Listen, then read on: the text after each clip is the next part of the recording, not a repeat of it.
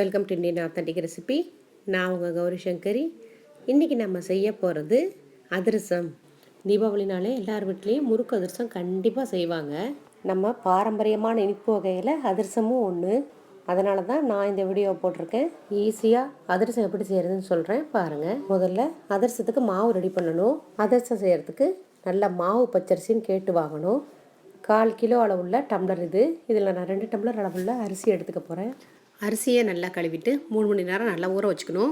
பிறகு ஒரு காட்டன் கிளாத்தில் தண்ணீர் இல்லாமல் வடிச்சிட்டு வீட்டுக்குள்ளேயே 1 மணி நேரம் அரிசியை காய வைங்க.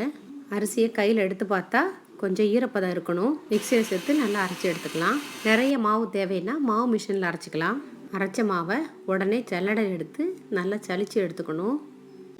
இதுபோல் அரைப்படாத அரிசி இருந்தால் திரும்பவும் மிக்சியில் சேர்த்து நல்லா அரைச்சிட்டு ஜலிச்சு கலந்துக்கணும். இப்போது அரிசி ரெடி ஆகிடுச்சு. 1/2 கிலோ அரிசிக்கு 350 கிராம் பாகு வெல்லம் சேருங்க. வெல்லத்தை நல்லா தூளாக்கிட்டு அதை ஒரு பேனில் போட்டு 1/4 டம்ளர் அளவு தண்ணீர் சேருங்க. அதுதான் சரியான அளவு. இது பாகு வெல்லன்றதுனால தானாகவே உருகி அதிகமாக தண்ணீர் விட தொடங்கிடும். வெல்லம் கரைஞ்சதும் வடிகட்டி திரும்பவும் அதை கொதிக்க விடணும். 10 நிமிஷம் நல்லா வெல்லம் கொதித்த பிறகு அப்படியே நுரைச்சி பபிள் விட தொடங்கும். இப்போ நல்லா கெட்டியாக மாற தொடங்கிடுச்சு.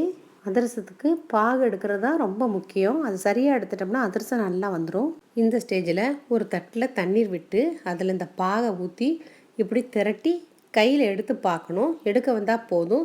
இதுதான் சரியான பதம். இது போல் இருந்தாலே போதும். 5 ஏலக்காய், ஒரு சின்ன பீஸ் சுக்கு எடுத்து மிக்சியில் அரைச்சி பவுட்ராக்கி இந்த வெள்ளைப்பாகில் சேர்த்து கிளறிடணும். ஸ்டவ்வை ஆஃப் செய்துட்ட பிறகு தான் அரிசி மாவு சேர்த்து கிளற துவங்கணும். மாவை கொஞ்சம் கொஞ்சமாக போட்டு கிளறுங்க.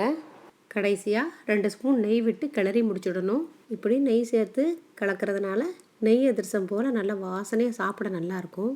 கொஞ்ச நேரம் சூடு ஆறட்டும். ஒரு காட்டன் கிளாத்தில் இது போல் மூடி கட்டி வச்சிடணும். 2 நாள் அப்படியே இருக்கட்டும். 2 நாள் கழித்து மாவு எடுத்து பார்த்திங்கன்னா நல்லா இறுகி கெட்டியாக இருக்கும். இதிலிருந்து கொஞ்சமாக மாவு எடுத்து உருட்டி தட்டி பாருங்கள். கையில் நெய் தடவிட்டு தட்டுங்க. அதிரசம் நல்லா தட்ட வரும். வாழை இலையில் கொஞ்சமாக ஆயில் தடவிக்கணும்.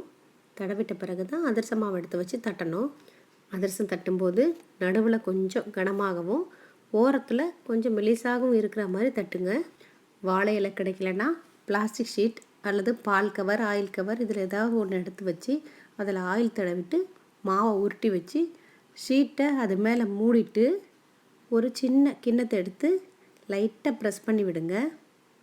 நல்லா வட்டமாக ஒரே அளவில் ஈஸியாக தட்ட முடியும். ஒரு ஃப்ரையிங் பேனில் 1/2 லிட்டர் அளவு கடலெண்ணெயை ஊற்றி அதை நல்லா சூடானதும் ஸ்டவ்வை மீடியம் ஃப்ளேமில் மாற்றிடணும்.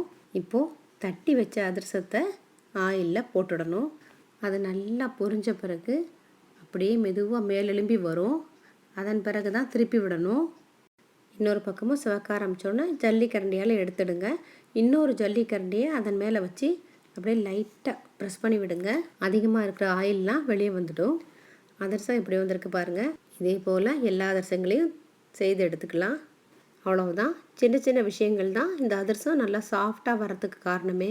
இதை கண்டிப்பாக நீங்கள் ட்ரை பண்ணி பாருங்கள். பிடிச்சிருந்தா லைக் பண்ணுங்கள், கமெண்ட் பண்ணுங்கள், ஷேர் பண்ணுங்கள். மறக்காமல் சப்ஸ்கிரைப் பண்ணுங்கள். நன்றி.